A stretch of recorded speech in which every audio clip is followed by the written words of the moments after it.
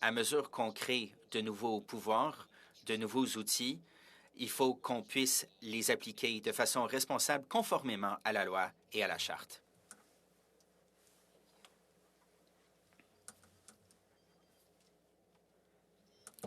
Madame Gaudreault.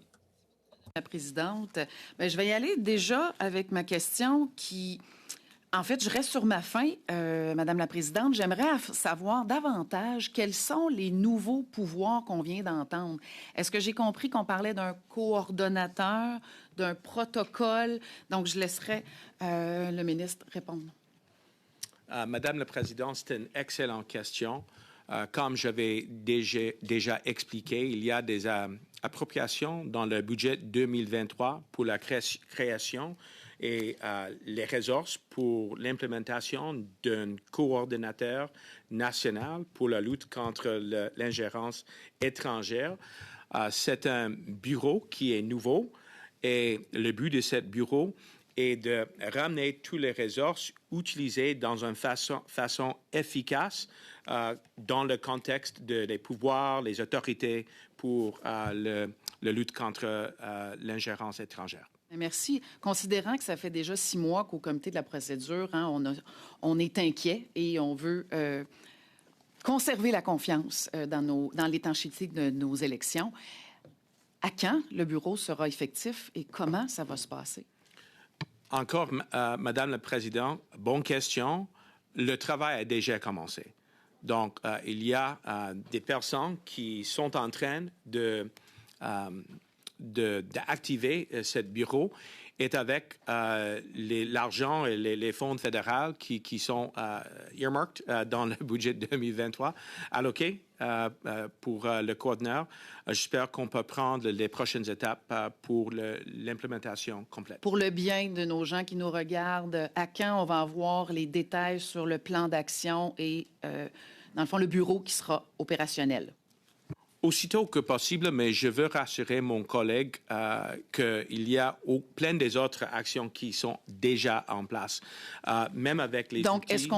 est-ce qu'on peut espérer, considérant que les semaines avancent vite et il y a urgence, on en a entendu beaucoup parler, donc il faut vérifier nos seuils, il faut s'assurer du menu législatif, que ça soit suffisamment mordant parce que, clairement, il y a beaucoup de failles. Est-ce qu'on peut imaginer que d'ici les 2 prochaines semaines, le comité de la procédure pourra recevoir le plan d'action et les dates d'échéance lorsque tout sera opérationnel, même si vous êtes en processus actuellement? Moi et mon équipe vont toujours coopérer avec ce comité, mais le plus rapide qu'on peut passer le budget 2023, le plus rapide on peut implémenter le coordinateur. Donc, total. quand le budget sera adopté, on peut laisser peu de temps, c'est-à-dire 1 semaine pour avoir les détails. On est très inquiets, vous le savez, Madame la Présidente. Donc, c'est votre responsabilité et vous avez quand même, Madame la Présidente, vous avez quand même, mon témoin a eu 6 mois pour se préparer et être capable de répondre à cette question fondamentale. Je veux rassurer mon collègue, nous resterons vigilants sur l'implémentation de cet outil. Excellent. J'ai une dernière question et j'offrirai à ma collègue si elle veut poursuivre. Donc, vous avez répondu, en fait, au sujet de la stigmatisation, votre inquiétude que vous aviez au Comité Canada-Chine. Donc, précisément, quel outil que vous comptez mettre sur pied pour protéger, en fait, parce que vous êtes justement le ministre de la Sécurité publique, c'est votre responsabilité. Donc, concrètement, que répondez-vous à ces gens?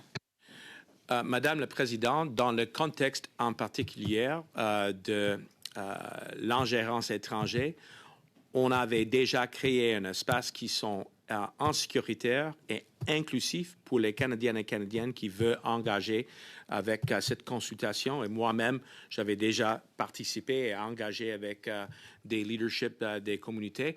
Mais au-delà de le portefeuille, il y a une stratégie pour combattre contre le racisme.